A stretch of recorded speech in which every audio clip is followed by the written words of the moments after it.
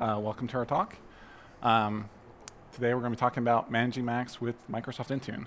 My name is Sam Gibbs. I'm here with my colleague Andrew Myers, and we're part of the engineering team at Electrona. And we're an IT provider that helps clients that primarily use Apple devices. All right, so why Microsoft Intune? There's a lot of MDMs out there. Some that are on the screen here. You're probably familiar with most of these. You have one of these in your environment. But there's also Microsoft Intune. This is a platform I would say has been around for a while, but is what I would call the new hotness. And one, as we, as an MSP, we're exposed to a lot of MDMs, and there's definitely new and more chatter about Microsoft Intune in the last year or two. And yeah, so that's why we're interested in talking about it and interested in engaging with you as an audience.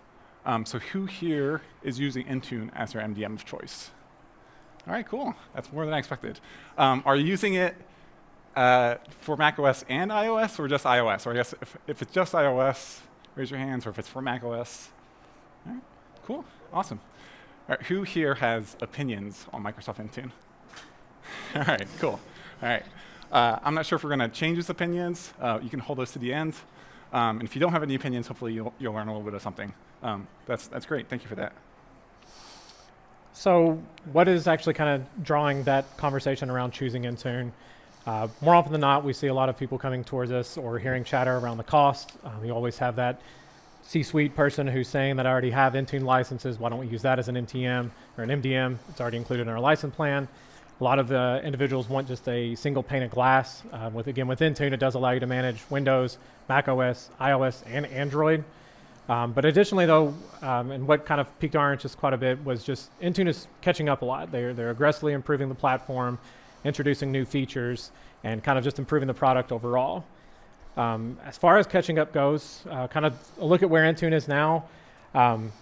This was difficult to kind of create. We've seen this shared from Microsoft folks themselves.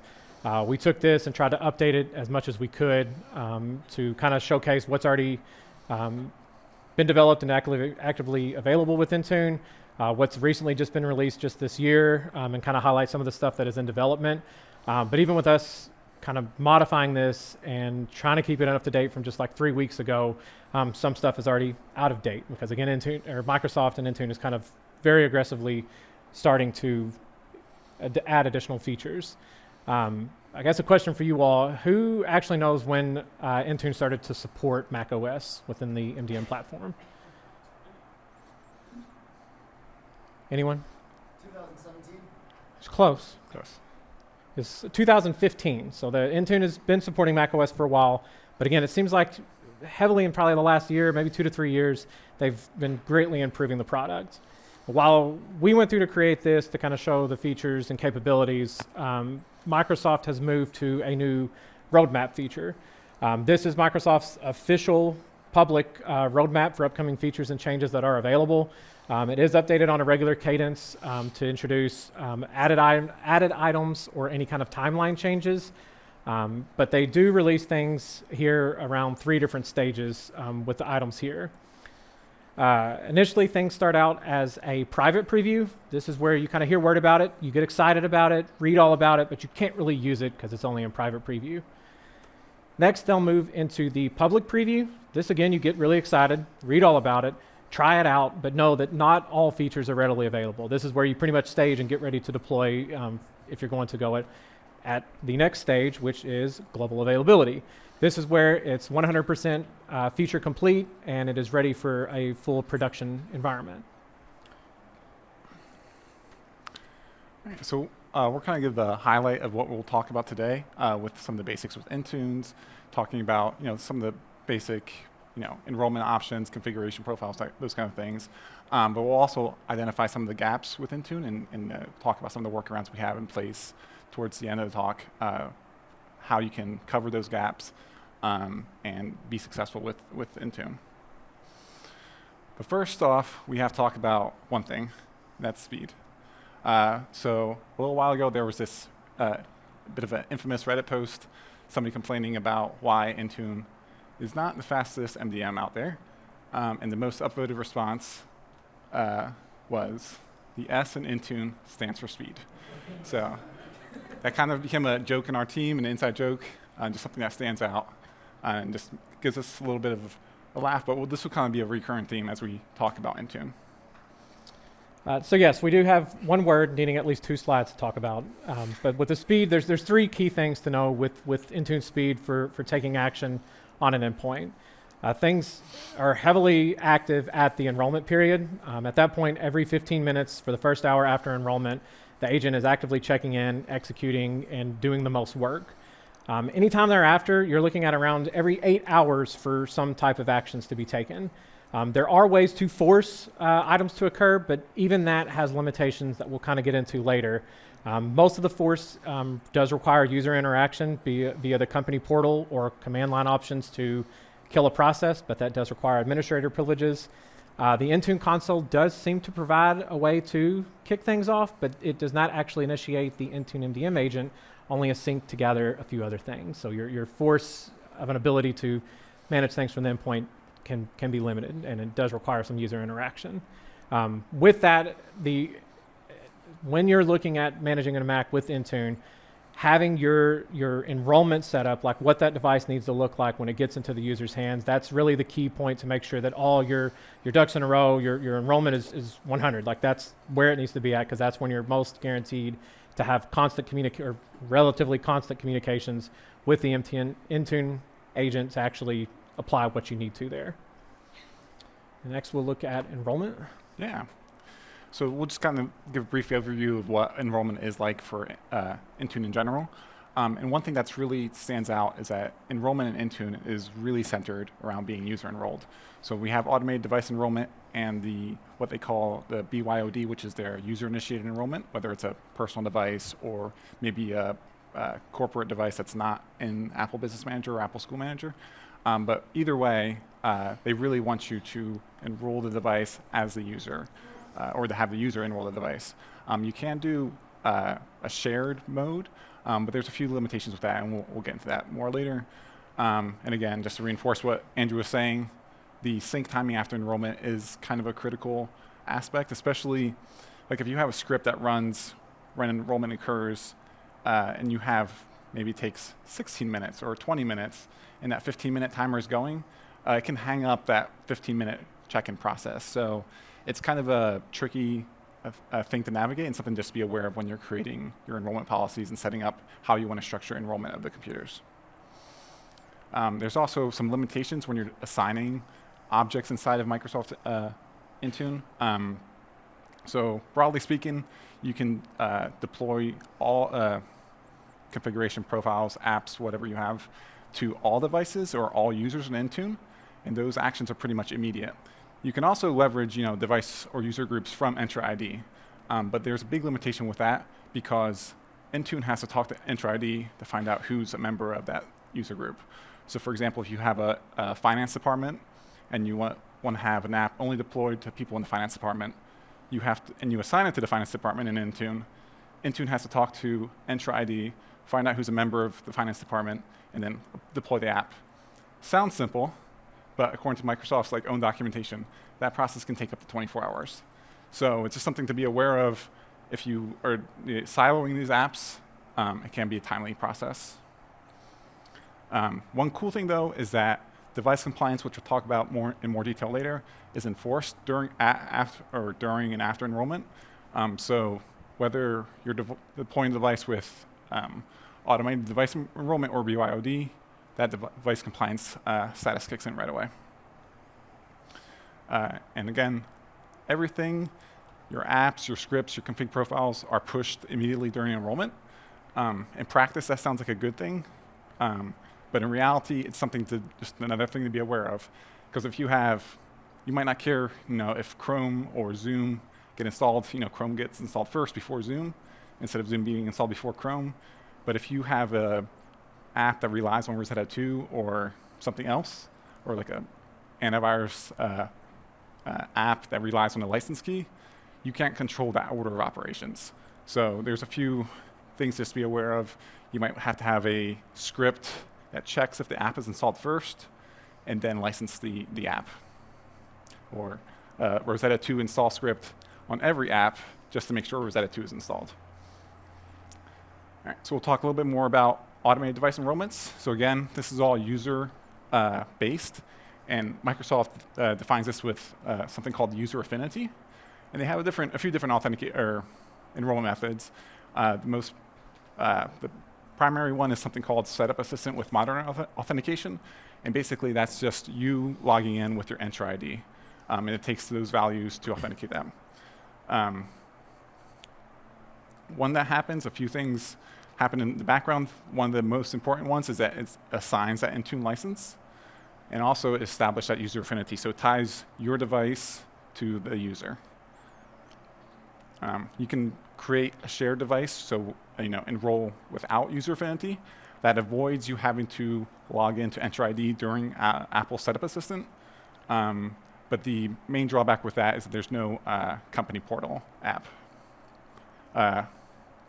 So the company portal app is basically Microsoft's self-service portal app that leverages for app installation, for BYOD enrollments, for device compliance checks and remediation, and for conditional access policies.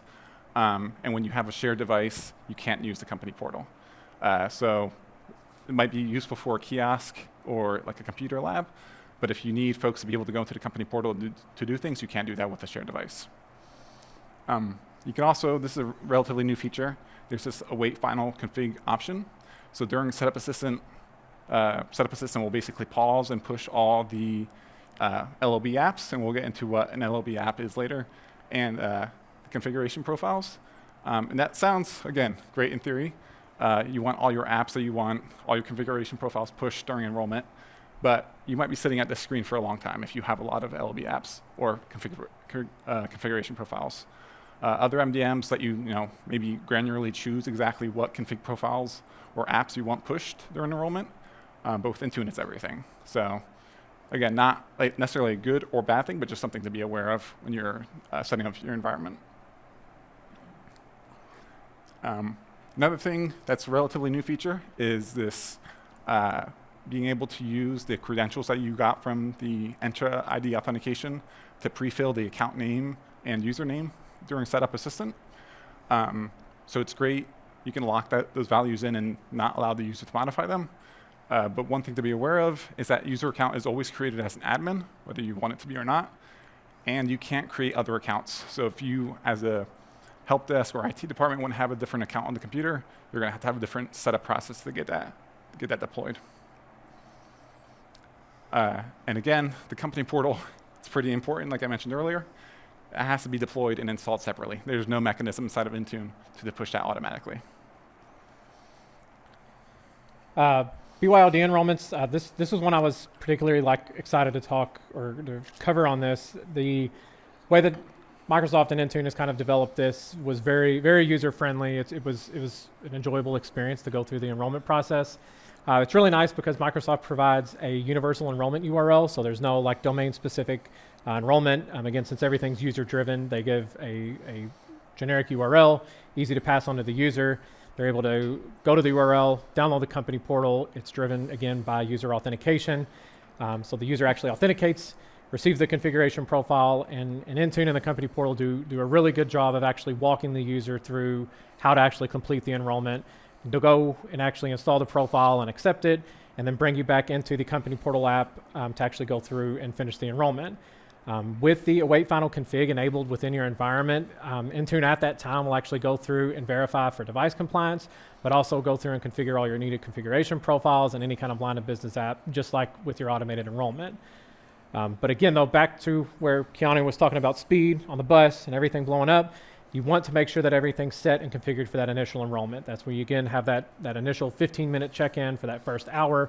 And even on the user-initiated enrollments, BYOD enrollments, that's where you want to make sure all that stuff is set up and configured, so you know that once this process here completes, that the user's ready to use the endpoint in a secured and ready state for it.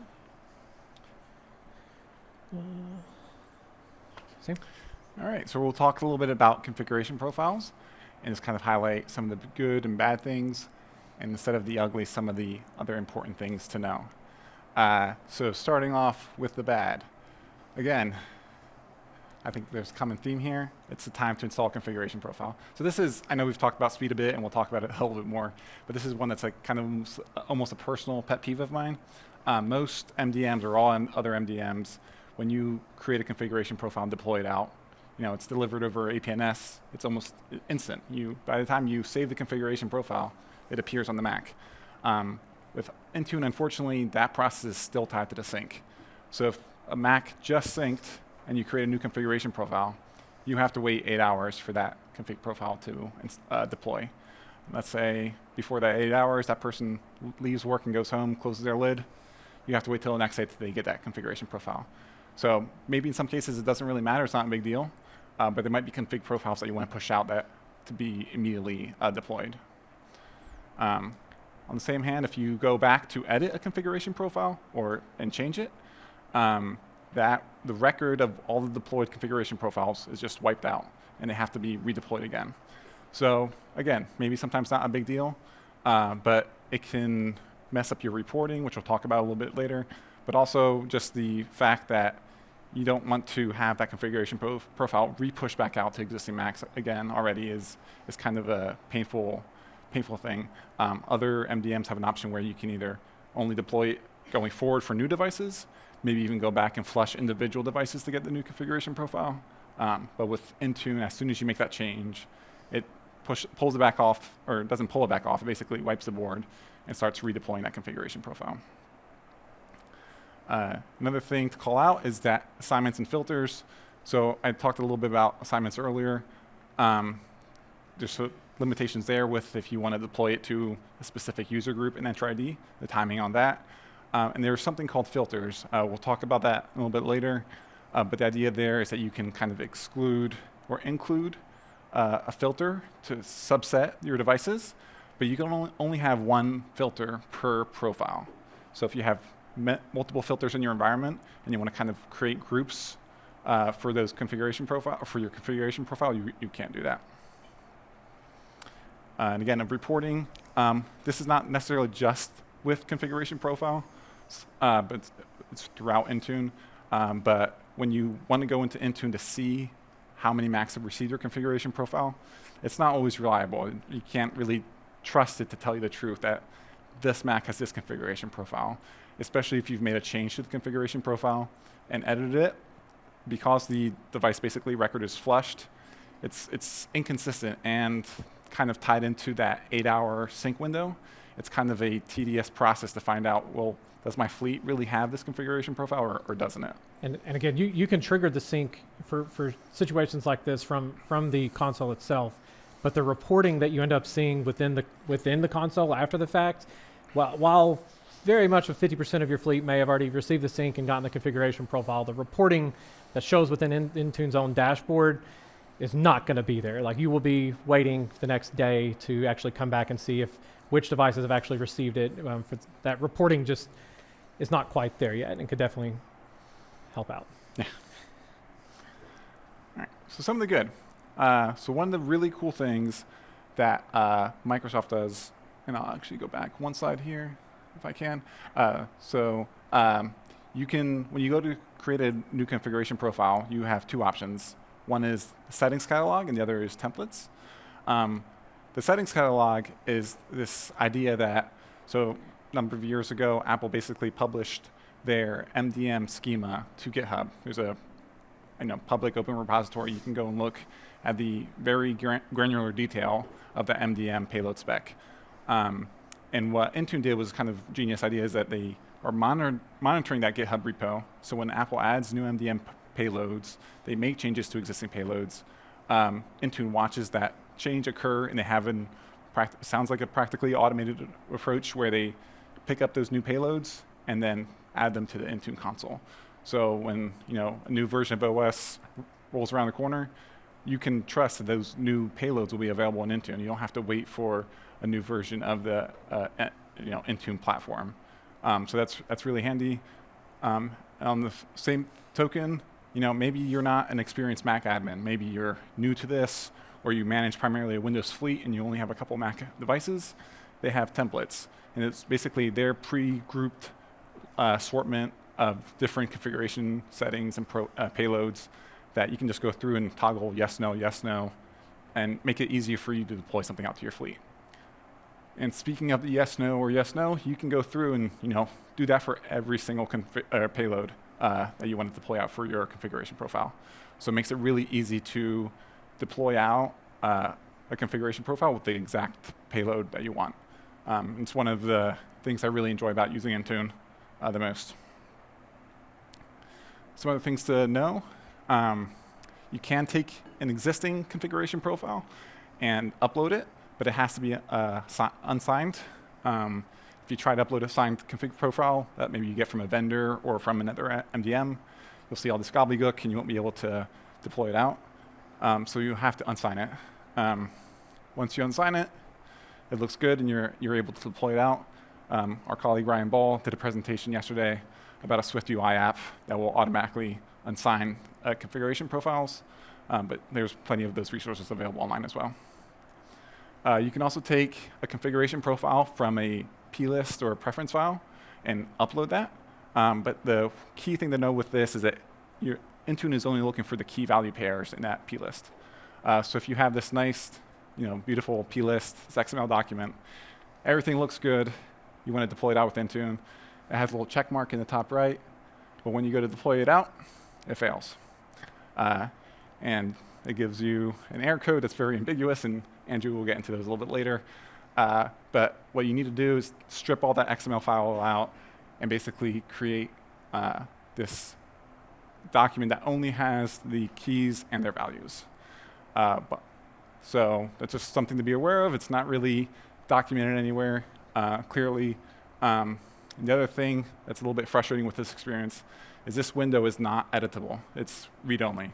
So you have to create that custom key pair value list and then upload it. But let's say 6 months later you want to change one of those booleans from true to false. You can't just go in there and change it. You have to grab that document, change it, and then re-upload it. So just another slightly tedious thing.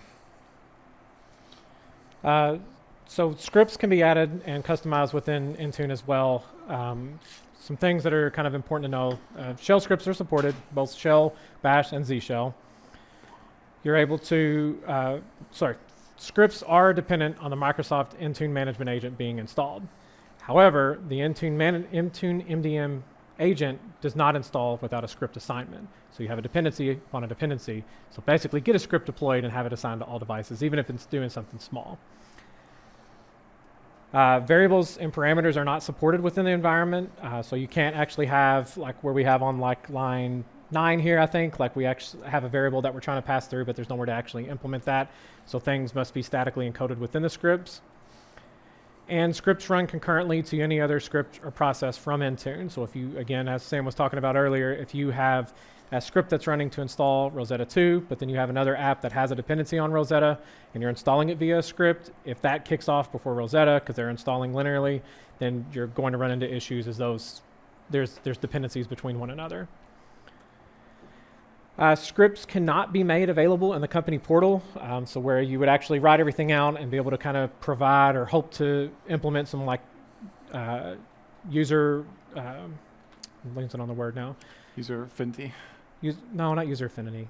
User enablement. So if you want to write a script that's accomplishing something because you have a standard user and you kind of want that user enablement, you can actually publish that script within company portal for them to click on the button and actually execute it. The scripts can only be ran from the endpoint and not from the user. One workaround with this would be to create a line of business app that's basically executing the script, signing it and uploading it as a line of business app, and then actually publishing it within the company portal. But we'll get into some of that a little bit later. Question over here? The question was, are shell scripts the only thing that are supported? And yes, for Mac OS, it is only shell, bash, and Z shell. I think that's what the documentation says. I haven't actually tried uploading like a Python script or deploying that out, but that's what the documentation says. It's just shell scripts. One thing to kind of be aware for note with this, again, the sync action for devices in Intune that you can initiate from the console only initiates an MDN check-in. It does not force the agent to check in. So you can write a script, set it to be deployed to your endpoints, but that local Intune MDM agent has to either be re-triggered through the company portal by the user via a sync, or they would have to run a sudo command to actually kill the Intune MDM agent for it to grab that script. So if you want it to occur at a quicker occurrence than that 8-hour interval, you're going to have to interact with your user to get them to do some stuff to have that happen with it. And other good things to know here, if a script is set to run on a recurring frequency, Intune will only ever report the first occurrence. Microsoft even records this as a note for you to know that irrespective of the script frequency, the script run status will only report the first occurrence of it. So if there's ever changes made to it or you need to get different output, that script will only ever report that first one. And if you have it running on a recurring basis, again, you're only going to get that first initial run with it. And again, the Intune MDM agent only checks in for new or updated scripts every 8 hours. The only other way to trigger that again is to contact your user, have them open up company portal and do a sync, or to use a sudo command and kill the Intune MDM agent process. This one always gets me. Scripts cannot be edited inline within the console itself. So you can write whatever script you want locally, upload it into your Intune console. When it comes to make a change or you realize you've made some small slight error, even though the script appears and looks editable, you'll still have to have your very favorite text editor to grab that script from, make changes to it locally, and then re-upload it back into Intune for any changes to actually reflect for the endpoint itself. And lastly, the failures that are returned from Intune scripts are hex-based error codes. They're not unique to anything that we would typically see with like your exit 0, 1, 2, etc. They're unique hex codes that you can refer back to Microsoft documentation to see what they refer to. We do highly recommend custom logging and error checking within the scripts themselves to make sure that what you want to occur is what is occurring, and you can look back through the script results, through the actual endpoint to see what it errored out with itself. As far as scripts though, Microsoft has done a great job of kind of acknowledging the fact and trying to be active within the community to provide some pre-configured scripts for use within your environment. Script functionality is really the best tool available to implement changes that you would need within your environment. With some of those sample scripts that Microsoft provides, you really notice the level of like detail around like logging and error checking for how they do something as simple as installing the company portal. But with that detail provides a great example for you to take for some of the things that you may be trying to do yourself with exploring or installing software, making system file changes, so on and so forth. There's really great examples from Microsoft there. Again, we'll examine some other community resources for Intune later, but many of those are based around leveraging scripts. And again, those are items that are looked with great detail to kind of help them manipulate and create stuff for your own environment as well. Okay, cool. So we'll talk a little bit about deploying apps. When you go to deploy an app, you have these lists of options here that you see on the screen. And Microsoft has built-in support for their own tools like Office, Edge, or Defender. For some reason, they don't have Company Portal there, even though that's almost practically a required app. But for Office or Edge, you can easily deploy those out through their custom workflows. For everything else, you have a few options. So you have the LLB apps, the line of business app. They're also called the managed apps, and we'll get into those. This is relatively new within the last year, unmanaged PKGs, which is your normal PKG, and same thing with DMGs. The other thing to be aware of is that bundle IDs and app versions are important throughout Intune. You can kind of disregard them, but it's just something that's present in the environment, and they can be useful if you want to leverage them for patching your apps and keeping or deploying new versions. So, line of business apps. Not really sure why they're called line of business apps. There's probably a good historical reason, but basically they just need to be assigned package. There's a whole list of requirements that you have to also meet, but one of the key ones is that you have to be 2 gigs or less. And the other thing to be aware of is that they're deployed and installed with MDM commands. So if you're familiar with the install enterprise app MDM command, that's how the app is deployed. And there's pros and cons to that sometimes. It's deployed as a managed app, so that means is that when the device is unenrolled, or if you unassign the app from a device, the app can also be pulled back off and uninstalled. You can make these apps available in the company portal, in addition to just being required. So if you want to make it as an optional install to a subset of users, you can do that. But there is no option for pre or post-install scripts. Obviously, you could take a signed package, create your own pre and post-install script that you want, and then re-sign it. But that's a little bit tedious. And it would be nice if there's an option for that just inside the Intune console.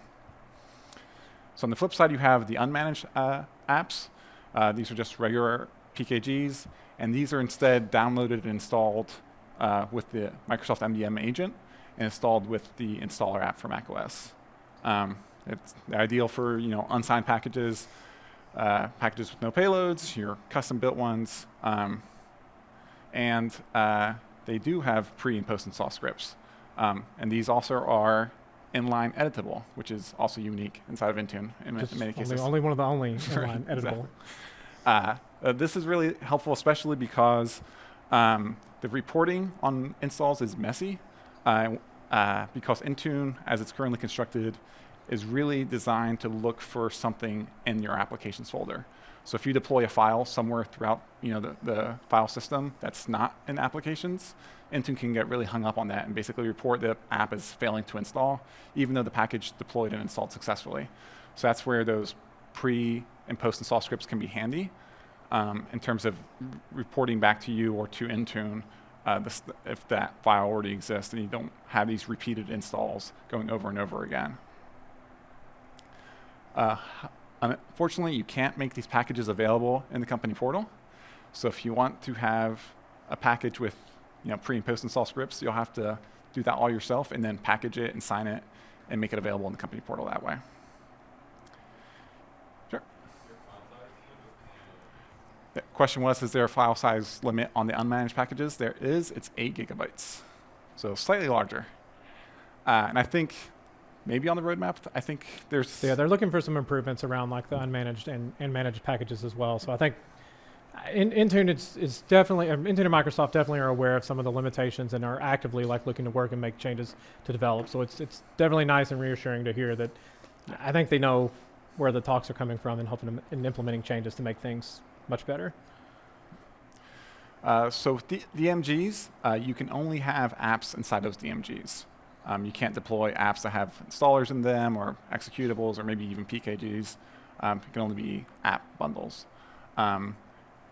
Same as with other the unmanaged or the LLB apps, you have to have the app bundle and the bundle version.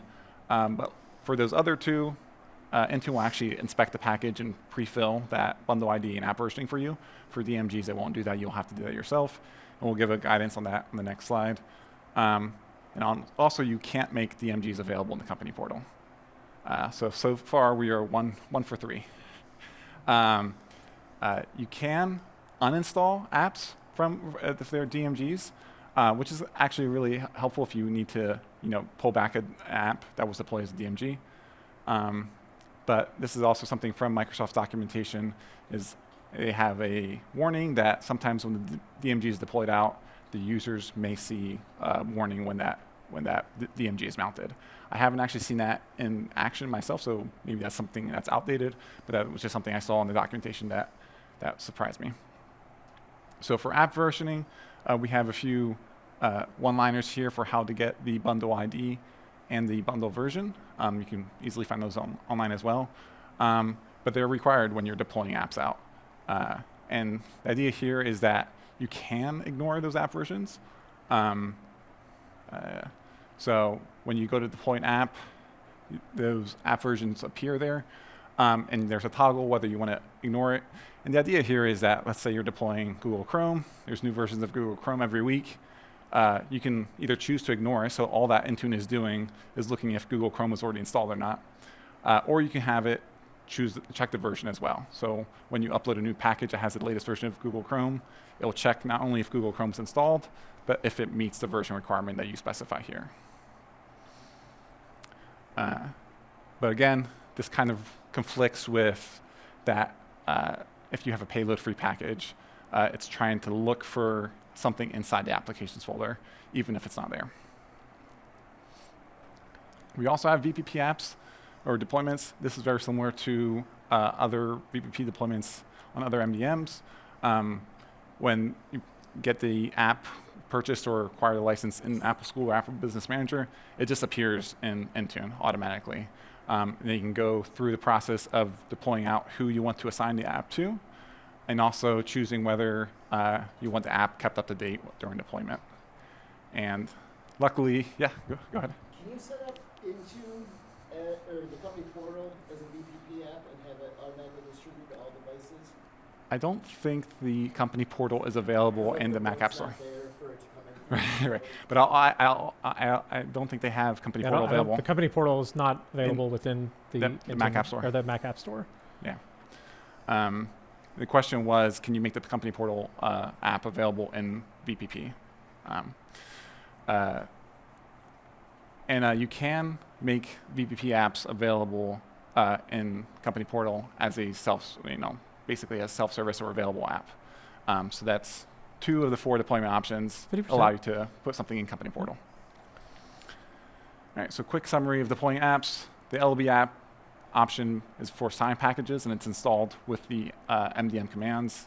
Unmanaged packages, offer more flexibility, and they install with installer, and you can do pre and post install scripts. DMGs only allow you to do apps, and the VPP experience is very similar to other MDMs.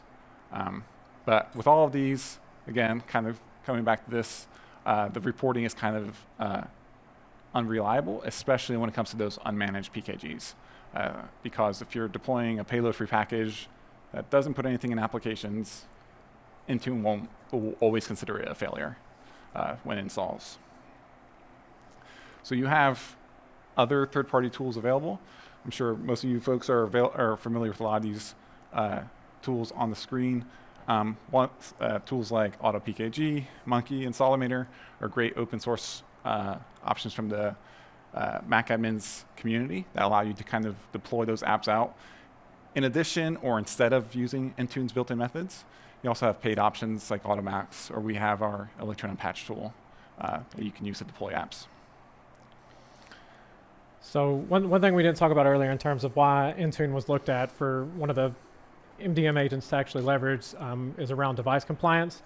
A lot of times within organizations, they're Microsoft heavy environments, and they want to have a way to enforce a compliance standard that then leverage against conditional access. Basic device compliance is built into Intune and can easily integrate with your conditional access policies.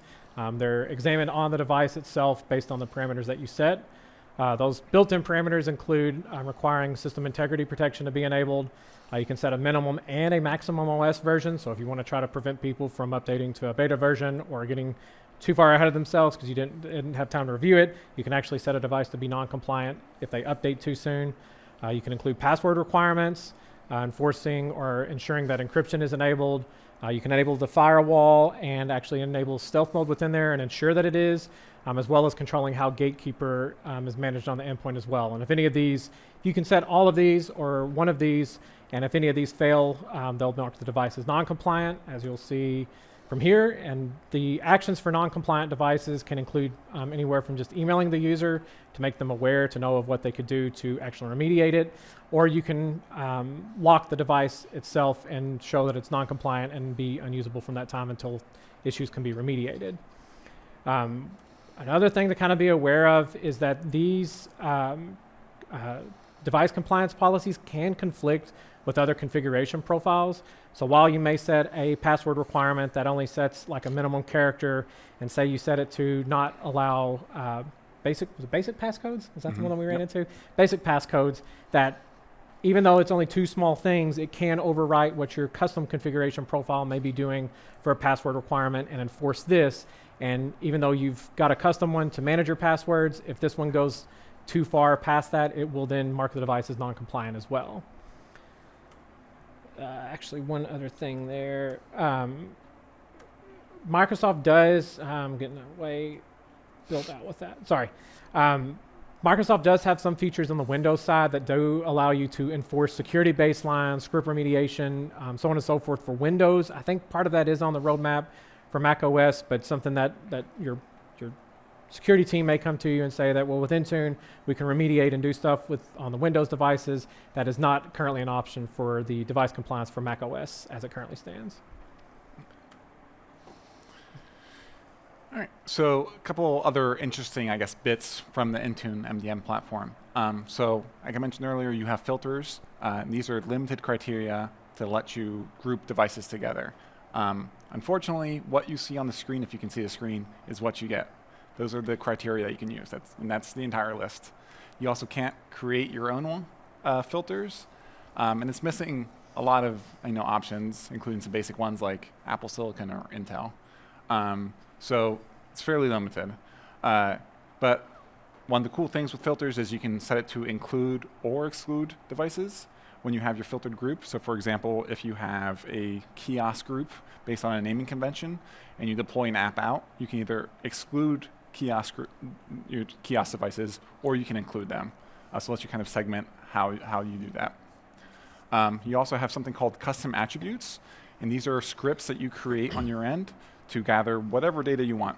These run every 8 hours, just like any other reoccurring script. And they could show you app versions. They could show you any other data that you want. There's a few limitations to them though. They can't be used anywhere else. You can't take that data and use it for scoping or assigning of an app or a configuration profile. And they're also not viewable globally. So if you have a custom attribute to get the version of an app, you have to go to the device record to see the version. You can't see that for your whole fleet in one view. You also have something called scopes.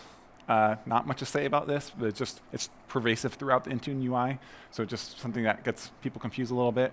But the idea here is that you can kind of segment what other folks on the Intune platform can see. So let's say you have a shell script that has a license key for an app that you don't want your coworkers to see or somebody else in the IT organization to see. You can assign a scope to it that only people with permissions in that scope can see that object. So that script will still deploy out to all your Macs as you would normally expect, but people who don't have access to that scope won't see the object inside of Intune. All right, so one of the other cool things with Intune is Platform SSO. Has anybody here played with Platform SSO for Intune? All right, cool, awesome. Anybody attend the Platform SSO talk by Microsoft earlier today? All right, cool. I did not have a chance to get to that, so hopefully I'm not telling you things you already know or repeating something wrongly. But I'll kind of go through a little demo of this really quickly. So it's available now. It's in public preview. So again, like we talked about earlier, that means it's available to everyone. But Microsoft isn't done building it. They have full support for it. It's available inside Intune, but it's not feature complete. So when you first configure Platform SSO, there's a few different ways you can do this. We're going to do what's called the secure enclave method that uses your fingerprint. You get a pop-up asking you to register. You hit that, and then you get a prompt for your fingerprint. And after you authenticate with your fingerprint, you authenticate with your Microsoft account. So, takes a few seconds to go through the registration process. And then the last step is to register company portal as a passkey. I don't think there's currently an automated way to do this. Your user has to go to system settings and navigate to passwords and turn that on. But once that's done, basically Platform SSO is configured and your fingerprint is registered and you have the full suite of Platform SSO capabilities unlocked. One of the cool things with this is that when you configure Platform SSO and the user goes through the process, that Mac is now joined in Enter ID. So previously, when you enrolled your Mac, it was called registering your device in Enter ID. And the joining, Microsoft treats joined devices very differently from registered devices. One of the cool things with a joined Mac is that you can go in and change the primary user. So one of the challenges with enrollment is that you can't really do white glove options where you provision the device as IT and then hand it to a user, because that device is assigned to the IT person who configured the computer. But with Platform SSO, you could conceivably enroll it, white glove it, and then with Platform SSO go in there and change the primary user of the Mac. A few different options for Platform SSO are password, smart card, or the secure enclave, which is what we did. And also when you do platform SSO, it allows SSL authentication to any apps using Entra ID. The main difference between the secure enclave and the password approach is the password allows you to sync your local macOS password to Entra ID. So it's just one password for everything. But secure enclave is the recommended approach from Microsoft. It's a little bit more modern, and it's essentially kind of a passwordless approach. So you don't really use your Mac password for anything. It's just Touch ID. The only real time you'll have to use your Mac password is when your computer's shut down or restarted with FileVault, but that might change with macOS Sequoia coming out this fall. So we covered kind of a lot of what Intune itself is capable of and some of the management items within there, but we kind of want to talk about actually deploying your apps during enrollment and some of the other tools you can use to circumvent the pieces where we may have shortcomings within Intune. Again, the enrollment is our key window to actually ensuring frequent communications with Intune, so we want to make sure that we're getting everything installed and configured how we want. Two things that we'll look at today include Swift Dialog and Octary. We'll kind of dive into different ways to leverage those, one being a free open source app, the other one being paid but still having a free version to work with as well. Again, these tools are going to allow your end user or your IT support person to actually acknowledge and know which software has been installed other than at the await config portion and know when a device is ready to hand off to the end user, or in the end user's hands, it's letting them know that the device is ready for use. With Swift Dialog, Bart Reardon wrote this, did a great job with it. There's been others to kind of take what's available with Swift Dialog and do even more with it. With this particular instance, we'll share what Microsoft has done directly with it. Microsoft provides code and examples to actually deploy this out. It's driven by a single starter script. Basically, the script will ensure all of your prerequisites are there, downloads a zip folder with Swift Dialog's JSON and how it needs to assess all the applications to install, reference for your icons, and any kind of additional scripts that may be needed to actually deploy this out. So again, Microsoft provides a great example with this, and it's a single script to deploy and have everything execute out with it. However, it does use hosted items. So if your environment or your security tools restrict access to certain hosted environments or publicly available URLs, you may run into some issues with deployment checks for this. Additionally, there's baseline. The convenience with this is it's driven by configuration profiles. There's no one script to write and contain everything within. Basically, you ensure the product is installed, and then everything else is triggered via configuration profile to determine what it's actually going to do. The script actually runs baseline and then reads the configuration profile. One thing to be aware of with baseline, though, is that the apps are installed via Installamator. I think there's a few write-ups around that actually explain how to use other methods with it, but most of the official documentation is looking with Installamator there as well. Again, with Installamator, depending on your security environment, if it's going out to curl down from URLs that are publicly available, but you have a proxy in place, be aware that there may be some authentication issues with actually curling down packages with tools like Installamator. Another approach, and this is something that we looked to create internally, was a very basic app verifier script. So again, all that this is a script that leverages Swift Dialog. You provide an array of the applications in the applications directory that you're looking to verify, ensure that those are installed, and be able to let the user proceed. It does rely on Intune installing all the required apps, so there's no scripting in there for you to curl down a package or point to an installer place. Everything is actually leveraging Intune to do it. This just provides the user with a window to know what is happening and when they can actually use the Mac. One thing to be aware of, if you are dependent upon scripts running with this to actually accommodate or think that something has been completed, scripts within Intune do have a 60-minute lifetime. So if a user's sitting here waiting for this and a script keeps on airing out, you don't exit correctly, it will continue to run and basically verify stuff's installing for the next hour, and then ultimately everything would fail all at the same time. We'll have a copy of this on our GitHub repo, hopefully the end of today, maybe the end of the week. But this is, again, a very basic approach that we found was just useful to ensure that our base set of apps were installing and let us know what was going on with the endpoint. The last tool, again, is Octary. This is a customizable macOS onboarding app. It provides a splash screen that provides different interface elements between onboarding information as well as the applications that it's checking for. It is managed and created via a configuration profile. All the settings for the window view, like the left-hand pane and what you want to provide as information there, is controlled via the config profile, as well as essentially an array, but in config profile format to check which apps are being installed. Octree itself doesn't trigger the installs. It too is dependent upon Intune actually executing and deploying those apps. So you'll want to make sure that, again, everything's set up and at an enrollment state to ensure everything's installing and going through as expected. Microsoft does have an example script for this as well to be able to leverage. That is on their GitHub page, and it kind of provides some good detail on actually verifying which pieces are installed and how you can implement and use the user window to provide a link to HR onboarding information or what's actually going on with the setup process itself. Octree does have a paid plan as well that does allow the product to try to initiate and call for things, but that is part of their paid item itself. So there's no free option there for that. Yeah, so some other useful tools that we aren't really focused around enrollment, but are useful when it comes to managing your Macs. We'll cover a few of those. First off is Jamf's compliance editor. So there's nothing built in to Intune currently to help you monitor and maintain your compliance baseline.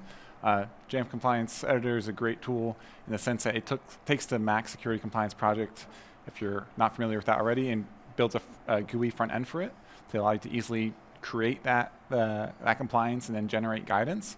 By default, it's designed to be able to upload to Jamf Pro, but you can also take that same guidance and easily take those configuration profiles, those scripts that JCE creates, and upload those to Intune and use those. Another cool tool, this is by somebody that's very active and popular in the in the Mac admins Microsoft Intune Slack channel, Tobias Alderman. He created a cool tool called Support Companion. Basically, it's an app that would run on the user's Mac, leverages details about the Mac, but also integrates with Monkey. So if you're using Monkey and Intune in your environment, which is a very popular thing, you can have this app give information to the end user and also provide app updates. He also created this Intune Uploader app. If you use AutoPKG, you can marry AutoPKG with Intune and easily facilitate uploading new versions of packages into Intune and update those app versions so you can more easily deploy out newer versions of your app. There's also Google Santa project. If you're not familiar with that, it's a open source utility that Google provided a number of years ago that allows you to allow and block listing of apps. Intune does not have any way of restricting apps on the user's device, so you'll need to use some kind of third-party tool if you want to control what apps users can or cannot run on their Mac. Some other things to talk about. This is another tool by Tobias. It's Intune CD. The idea here is that you download your entire Intune configuration. And especially, it's useful for version control, but as an MSP, it makes it useful to move objects between different tenants easily. He also created a GUI front end, so you can see the version history and track changes throughout your environment. Another small tool is this support tool called Intune Mac ODC. In addition to gathering default Microsoft Intune logs, it also grabs logs from throughout Mac OS and throws them onto a zip file that is on your user's desktop that they can then provide to you for review. And there's many, many more. We could probably talk about Intune and third-party tools for a long time, but a lot of tools that are available in the Mac admins community, whether they're paid or open source, can be leveraged and used with Intune. Just because it's not necessarily designed or written for Intune doesn't mean you can't use it with Intune. All right. Last thing we're going to talk about is community. I've been a Mac admin working with Macs for over 10 years. And this kind of time period almost reminds me a little bit of where Jamf was back in 2014, 2015, where there was a lot of excitement in the community and people were building tools and products and active in public channels about how to find solutions to different gaps to the product. And that's one thing, is that the community is just kind of a vibrant community right now. It's popular on Mac admin Slack. Microsoft has an official community on LinkedIn, where maybe if you don't have Mac admin Slack or don't want to go into Slack, you can talk to them there on LinkedIn. But honestly, they're really receptive on there, and they respond to questions. And on the same notes, they are receptive to feedback, to using third-party tools. A lot of those third-party tools that we highlighted, they have examples of on their GitHub.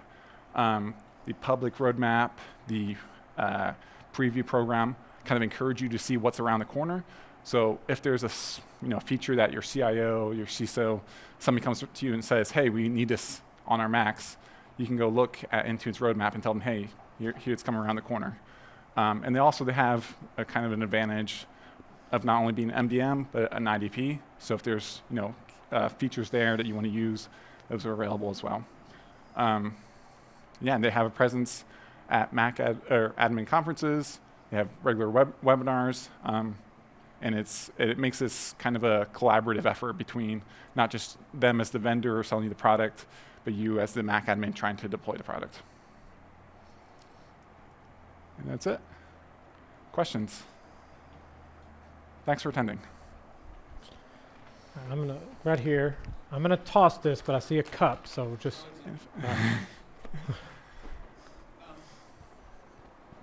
Question. This is a little bit of Normally very loud. This is a little bit of a non sequitur. You had mentioned very briefly exporting from the Jamf compliance engine into Intune. In terms of redirecting that, have you guys, as an MSP, done any of that with the, say, MSISAC CIS tools like Syscat Pro or? No, most of what we've done is just kind of building the compliance within the Jamf compliance editor and just doing direct imports or ensuring the formatting is done correctly for us to import it cleanly into Intune and kind of not create conflicts with additional profiles and domains that may have conflicts themselves. We've tried to work around adapting the script that's generated to kind of do the compliance with better means, but it's still kind of dependence on that reporting back into Intune at a reasonable rate to actually see what's going on. But no, outside of the compliance editor, no, not. Does it take a lot of reformatting to get that to work, or do you have that? No, because once you generate the compliance from within there, it spits out everything in a build that you're able to just kind of manipulate and import into Intune fairly easily. Yeah. Oh, okay. The hardest part is building the initial compliance baseline and getting the security team to sign off on it, going through all that process. Yeah, it's not Intune, it's the security team to actually want to sign off on it and agree to it. Yeah, and public sector, we have access to the like Syscat Pro is free for public sector at this point. It's not free, but it's provided, and that's a multi-platform tool that's really common. The Jamf tool makes it really nice on the Mac side to get some of that implementation. It's much better than the simple scripts that they provide from CIS right. or from NIST or something like that. But it's not applicable to all the other platforms. So if we can kind of make it play nice with the ubiquitous tool, that would be nice. Yeah, you could probably get it to work. It'd just be more work on your end. Yeah. Isn't it all? Yeah, exactly. Anyway, who's up? I think there's one up here on the front. Yeah. Do you have a method or a way to keep users signed into the company portal? So like when we reboot our Macs, the company portal comes back up on login, but it has the sign-in button. All the user has to do is click it. Mm-hmm. And it doesn't even prompt for re-credentials most of the time, but most people just don't. Ever actually click sign in to finish the process of it? And they just close the window. No, but is there an issue that you've seen in terms of like why you would need them to regularly open and click the sign in? Because the Intune MDM agent is still actively running on it. It's not dependent upon company portal past that like initial sign in, unless you want them to sign in and then trigger a sync to maybe grab something down from it. So we've seen like a lot of like delayed or like old sync, like last time connected. And we know they're online, but it just says last time connected, and it will be like a month or 2 months. But like if we go to wipe that device, it will wipe in my office instantly. Other places might take like up to an hour on campus, but like for the most part, like that's where like the so once you actually connected time is like what I'm kind of basing it off of. Like some features seem like they go instantly and it doesn't matter the last time it connected, and then other things like maybe like just changing like a minor configuration profile seem to never get there. unless they re-sign back in. So, I mean, typically that'd be tied still to the Intune MDM agent, and if it's actually re-triggered or Right. launched, Could even al- after stuff, like even without signing in to company portal, does a reboot and sign in after the fact not cause it to check back in after? Well, if they reboot and click the sign-in button. Not sign in it'll to company check portal, but just reboot and sign back into the Mac itself. Oh, yeah. The it agent won't- doesn't re-trigger then at that. Okay. No. Yeah. I mean, that could be a proxy issue. I mean, we haven't run into that before, but one workaround that, like, I'm just thinking off the top of my head is to have something that watches, because there is a plist or a file that's laid down when user signs into the company portal, and track that. And if that doesn't look the way you expect it to look, have some kind of pop-up from Swift Dialog that stays up there until they sign in, and kind of force them to do that. And we've used a similar workflow for the initial sign-in to force people to sign in the very first time. We're using a Swift Dialog pop-up to do that. Yeah. Any other questions?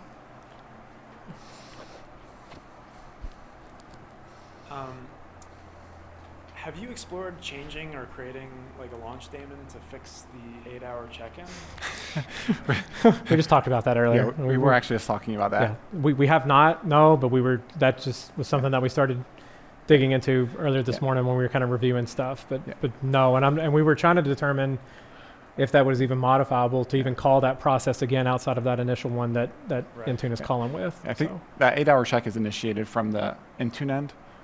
So what you could do on the local end is probably kill the MDM agent more frequently. But that, if like you have a script that's running, that could impact that. And Right. also that doesn't do a full sync sometimes when you just kill the agent. Gotcha.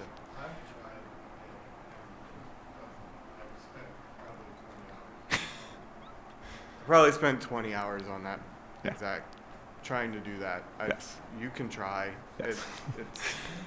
You run into the issues you just described and more. Right.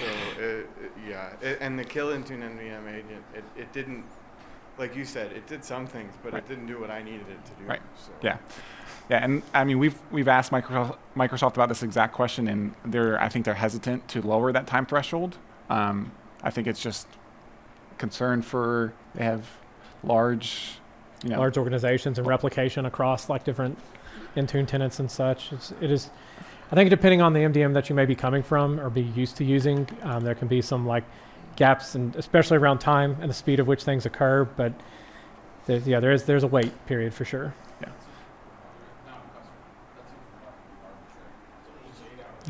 Yeah. Yes. Around every 8 hours. So Yes. don't even say 8 hours exactly. Around 8 hours.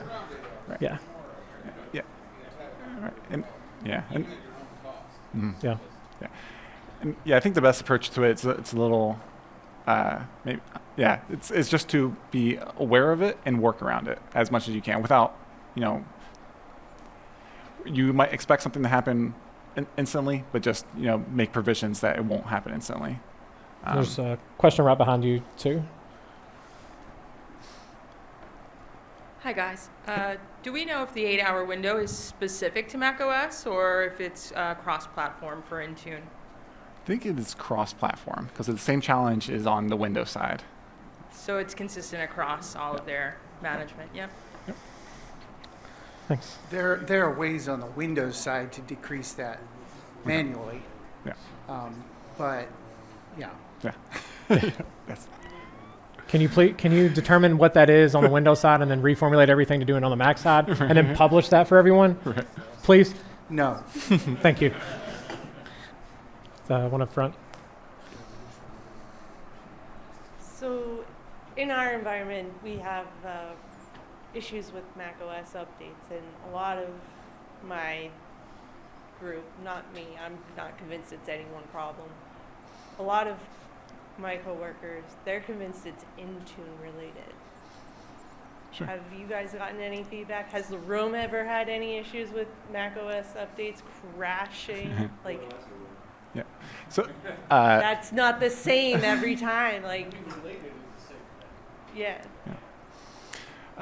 So we did have a slide that talked about that a little bit, and we actually cut it out because previously, for the last year or so, or up till about 6 months ago, Microsoft recommended they have a I forget the exact pane inside of Intune, but it's not device compliance, but it's something similar to that, where you set up your software update requirements. You target your minimum OS and how you want the deferral period, and basically between leveraging MDM commands, it will try to enforce the update. But they've actually kind of moved away from that with DDM because they fully support DDM for software updates. And in our experience, that's been the better approach because that's really effective. With DDM, you can set your target OS and a deadline, and your fleet updates that. So I'm not sure if you played around with DDM. I think Microsoft fairly recently updated some of their documentation on their best approach or recommended approach to apply software updates, and with a heavier focus on the DDM configuration profile to actually specify set deadlines and such. And we've seen good success with it in smaller environments, but it's Yeah, I mean, the Macs I'm seeing, they're a cross of old Jamf profiles, Catalina, Sonoma. Okay, yes, that is the catch. Yes, DDM requires you to be on a modern OS. So if you're an older OS, the other tool that's really popular, we've been really successful with, is Nudge. So I'm not sure if you've used Nudge, but that's very useful as well. I went to that session yesterday, so I'm bringing that back. Yes. Yeah, that puts more of the work on the user and the endpoint itself instead of having the MDM requirement with it as well, unless you have restrictions around it, and then you make sure those are set to correspond to what your deadlines and versions are. I work with a bunch of cranky old scientists. These PIs, they bring in the money and the grants, whatever they want, the chancellor's going to give them. Yeah, science takes time. Which is, yeah. Any other? There's Question one across. Hey, apologize if I missed this, but did you mention a GitHub repo for your Swift dialog code? So on that website URL there, electrona.com/macadmins2024, you'll find a list of all of our talks and a link to those resources when they're up. When they are up. Thank you. Yeah, I think right now it just says coming soon, but it will be, yeah. Yes, it is all, it's all lowercase. Any other questions? Any other questions?